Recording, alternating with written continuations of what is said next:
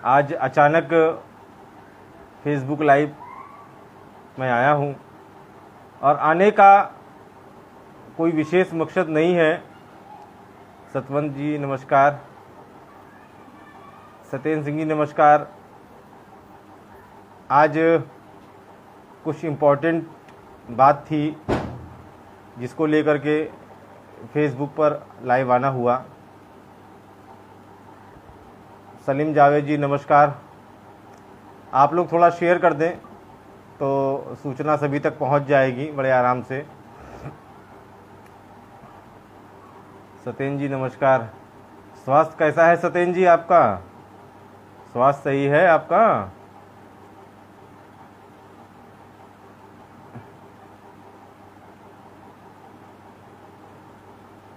जी नमस्कार नमस्कार नमस्कार स्मिता जी। बात दरअसल ये है कि अभी आज आपने माननीय बेसिक शिक्षा मंत्री जी का बयान सुना होगा और बड़ी ऊहापोह की स्थिति है।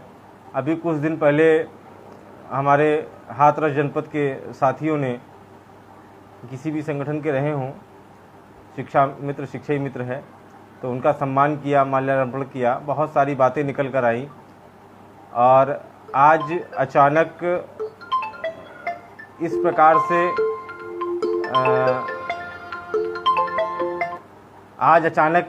से सदन में शिक्षा मित्रों के लिए बोलना कहीं ना कहीं कष्ट का विषय है। लेकिन मित्रों, इस लड़ाई में, शिक्षा मित्रों की लड़ाई में मैंने एक चीज़ सीखी है कि कभी हार नहीं माननी चाहिए। सकारात्मक दृष्टिकोण रखते हुए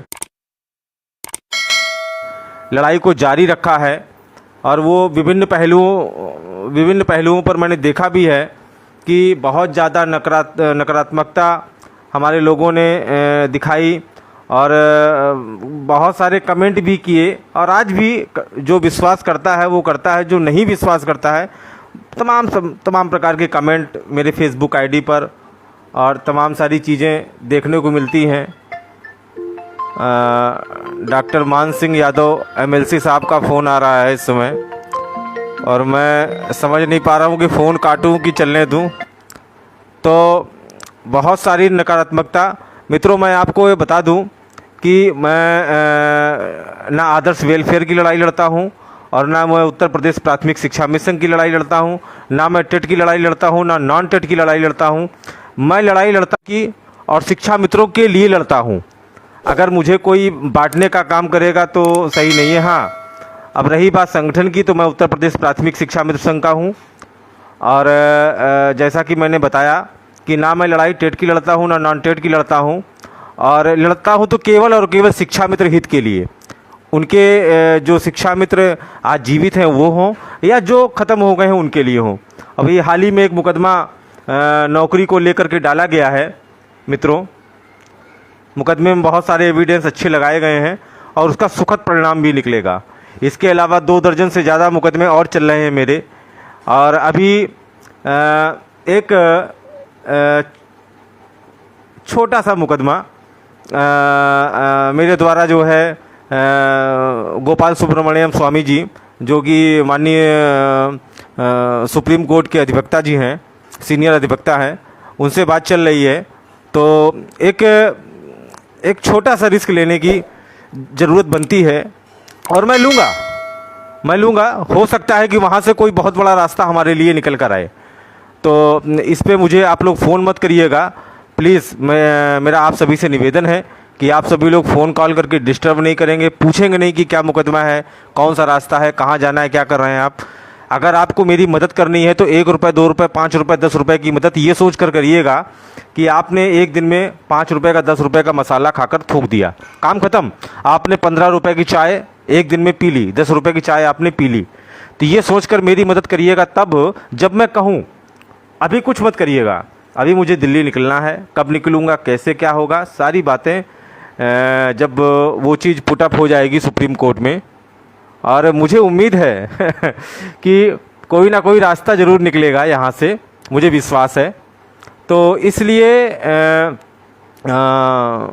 थोड़ा सा संयम रखें, धैर्य रखें और मेरे भाइयों, फेसबुक पर थोड़ी सी संयमित भाषा का प्रयोग करें, मुझे अच्छा लगेगा।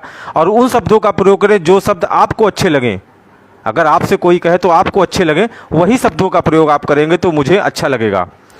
दूसरी बात यह है कि बहुत सारी चीज़ें मैं खोल के रखूं, कोई मतलब नहीं बनता है। बड़े बड़े लोग गए, सूरमा गए सुप्रीम कोर्ट तक, उन्होंने क्या किया मुझे नहीं पता। तो मैं भी सोच रहा हूं कि एक बार हाई कोर्ट में इतने सारे मुकदमे डाल रखे हैं। हाँ, फाइनल निर्णय किसी में नहीं आया है, लेकिन इतना है कि परेशान इतना ज़्यादा है सरकार के लोग, सत्ता में बैठे हुए विभाग के लोग, जिसकी आप कल्पना नहीं कर सकते हैं। आज भी छुटकारा नहीं मिला है।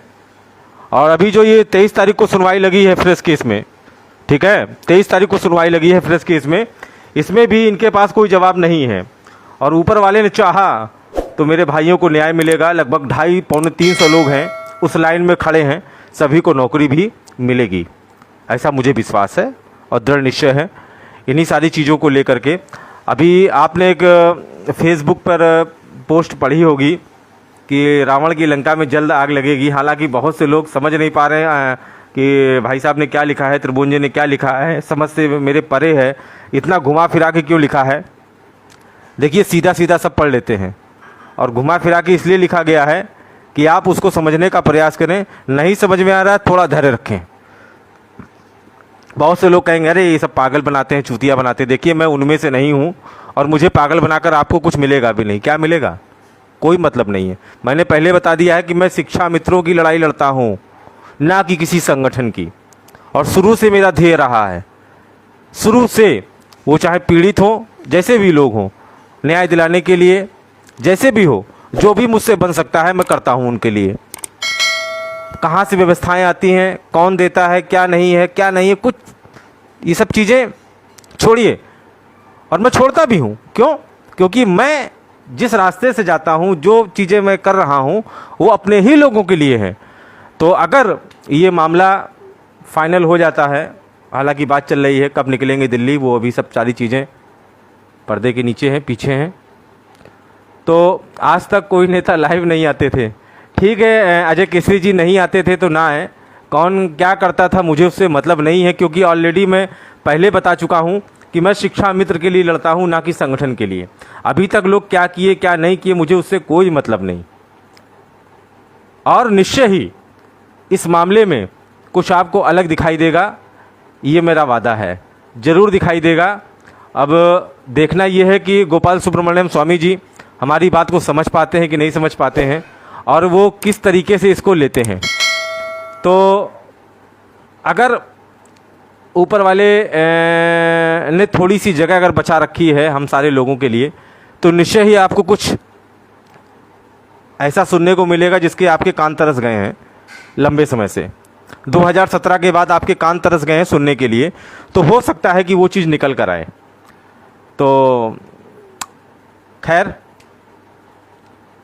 मेहनत करनी चाहिए, लगन से करनी चाहिए। रिजल्ट जो भी हो, परिणाम जो भी हो, तो मैं आशा करूंगा कि आप सभी लोग मेरा हौसला बुलंद रखें, गलत कमेंटबाजी ना करें, और प्लीज़ फ़ोन करके परेशान ना करें, पूछें नहीं।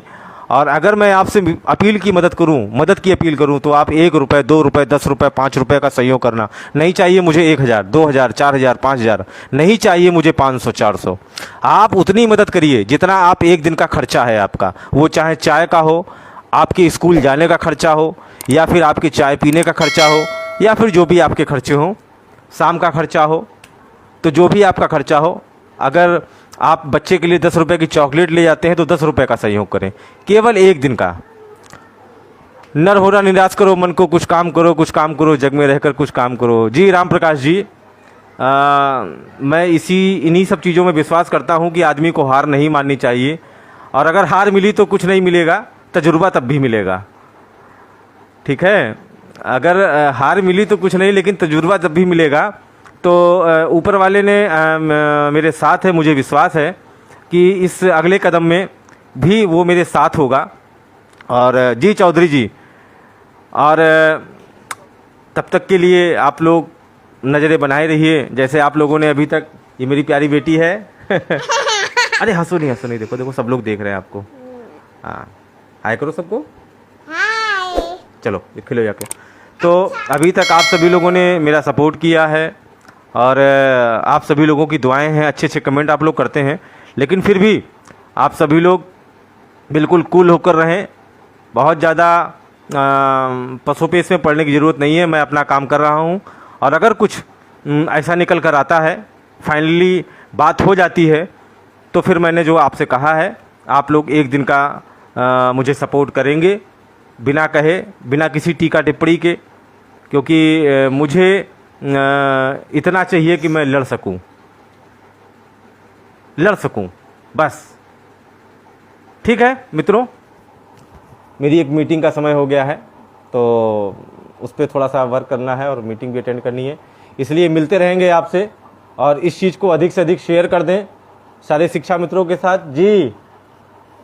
चलिए ठीक है, संघर्ष कर रहा। नहीं, अभी क्या है, अभी बहुत से लोगों को विश्वास नहीं है और होना भी नहीं चाहिए, क्योंकि अपने ही लोग बीच में आकर के बहुत सारी चीज़ें नहीं कह पा रहा हूँ। फिर भी मैं विश्वास दिलाता हूँ कि जाने पर सारी चीज़ें और क्लियर होंगी। तो आप सभी लोग